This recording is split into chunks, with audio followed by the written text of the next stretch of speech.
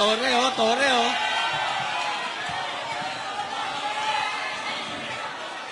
Ito yung sir. Tayo ka, Sarge. Pakinggan po natin, mga kasama. Noong time po na lumabas si Tap Orly po, Gutesa, I think September 20. Teka, Sarge, teka. Quiet lang po para malinaw na marinig natin. Sarge, sige. Go ahead. Ito po yung time na yung lumabas na po si Tap Orly Gutesa, September 25, 2025.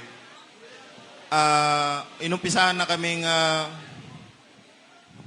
24. Inumpisahan na po kaming kausapin ni General Torre po para bigyan po ng mga offer po, katulad po nung cellphone po. Ito po yung cellphone na nakuha ko. Tapos binigyan rin po kami ng 50,000 po para kapalit po doon sa affidavit na magpapatunay po na papasinungalingan namin yung mga pahayag po ni Tap Orly Gutesa po. Bali yung 50,000 bayad po sa amin for disturbance fee po na sinasabi nila. Niya po. Yan po yung patunay na pumunta po kami sa Raffles, doon po sa office niya. Sa Raffles... Makati po. Office ni General Torre o ni Saldico? Unit po ni boss, ginagawa niya pong office po. Kasi nandun rin po yung sekretary niya po, si Analisa Gaspar po. Sir. Secretary Nino. Ni General Torre po. So, nag-o-office siya sa unit ni Congressman Saldico. No, sir. Parang ginamit lang yan, sir, na pang-establishment namin na kakausapin kami, sir. Diyan kayo nag-set ng meeting. Yes, sir. Yung time kasi na yan, sir, hindi rin namin alam kasi ang akala namin, sila pa ni dating speaker at saka si Boss Aldi. Yung pala, ginagapang na pala, sir. Kaya akala namin, si Boss pang nagpupundo dyan para ma-hold the line kami, sir. Para hindi kayo lumabas. Opo. Sino-sino itong mga nandito? Yung dito po, yung naka-gray po, kasamahan po namin, si Tap Malati po, retired Army, si General Torre po, si Tap Lupian, si Sarge Master Polidario, si Tap Pabiluna, at saka ito po, yung ulo po, si Tap Voluntante po. Kasama rin dyan po. Actually, sir, marami kami dyan. Mga 15 kami, sir, na pinapirma po ng NDA po. Non-disclosure agreement at saka yung affidavit po na magpapatunay na papasinungalingan po namin yung sinasabi ni Tap Orly po.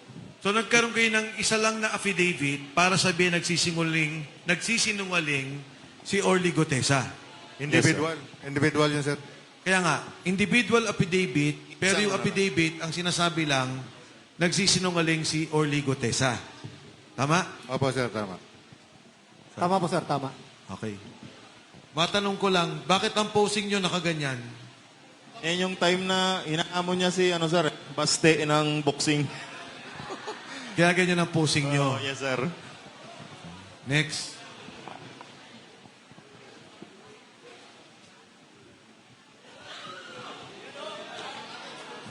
Kami po yan. Nagpa-picture po siya sa akin. So, makatuwid, napapirma naman yung 15. Di ba? Napapirma. Ang ginawa kasi namin nun, sir, nag-usap kami ng 15. Hindi kami pumirma nung time na yan, sir. Ang ginawa nila, sir, by batch na kami. Pero napapirma pa rin kami, sir. Napapirma. Yes, sir. Ano pa ang pinangako sa inyo dyan? Trabaho po. Yun po. Gagawa daw po siya ng security agency. Tapos, yun po. Kapalit po nung mga cellphone at saka yung mga hindi na po kami lalabas. Hindi, mabuti. Katunayan niya, sir, yung ibang tropa nandun sa agency ngayon. Mga 28 mga tropa na nandun ngayon, sir. May 28 kayong kasama nandun sa agency ngayon. Opo, sir. Wala namang pananakot.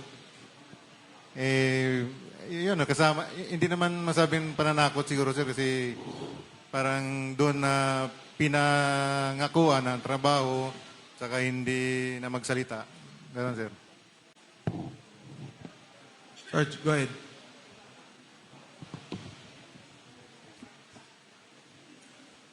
Sir, karagdagan po doon sir sa binanggit po ni Sarge Baupan sir regarding doon sa cellphone. Bali ang nangyari po niyan sir, nagkaroon po diyan sir ng majority na pilian ng cellphone. Ito po yung isa sir, yung kay Sarge Baupan po sir ay iPhone 16. Ito naman po yung isa sir is Samsung S25 FE. Nung niresearch ko po ito, sir, nilaunch po dito sa Pilipinas, sir, ng September. Tapos binigay po ito, sir, tama po si Sarge Baupan, sir, na naging by batch po yung pagbibigay nito plus 50,000 na disturbance fee.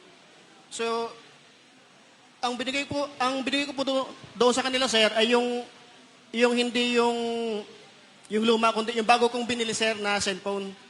Kaya napalitan po ng yung sa kanila. Tapos po doon sila sa Elite, sir, sa pagkakaalam ko po, sir, 29 po sir yung nandun.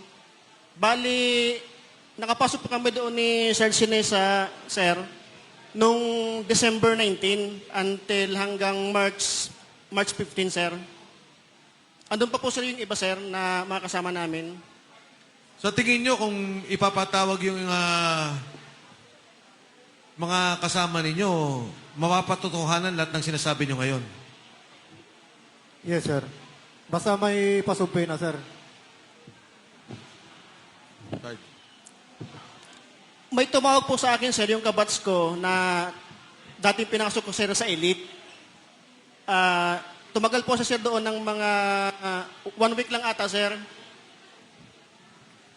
Nung nag-video call po kami, nung nag-video chat, sir, nabanggit niya sa akin, sir, na sabi niya, Meg, yung Elite wala na doon sa dating place dyan, sir, sa may Guadalupe. Di tinanong ko siya, sir, sabi ko, may alam ka ba, Meg, doon sa kung saan sila lumipat?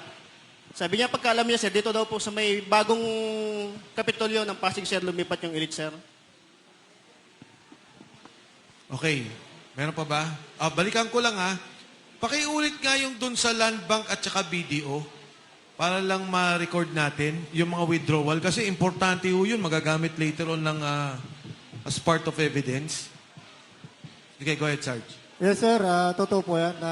Saan Land Bank to? Sa, sir, sa may DepEd.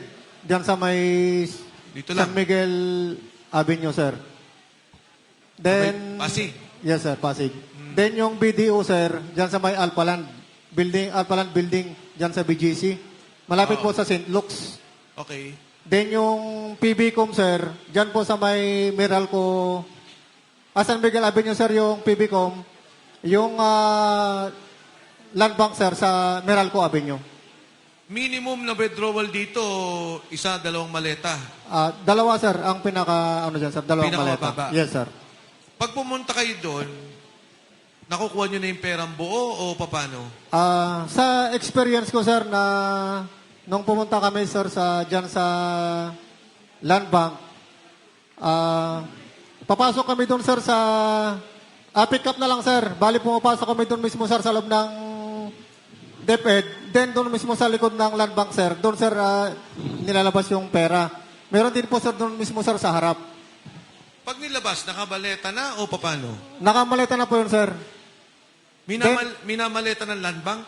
Oo, sir. At saka yung dalawang babae, sir, kasama sila, sir, sa pagbibilang, eh. Si Kate Villarreal at saka si Mayan de la Cruz. Etong dalawang babae na kanina. Yes, sir. Yan ang malimit, sir, na kasama namin pagka nag-withdraw sa mga bangko, sir.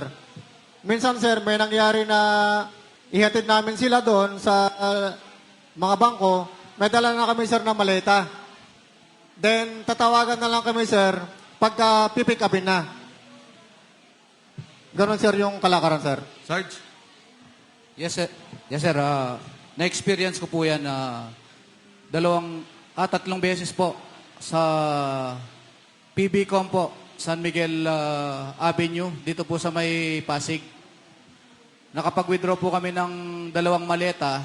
Kasama ko po si Master Sergeant Lupian at saka yung 2 staff ni dating Congressman Saldico, si Kate Villarreal at saka si May Ann de la Cruz. Bali, pumasok po kami doon. Ako yung driver noon. Pumasok sila, 2 empty na maleta na medium.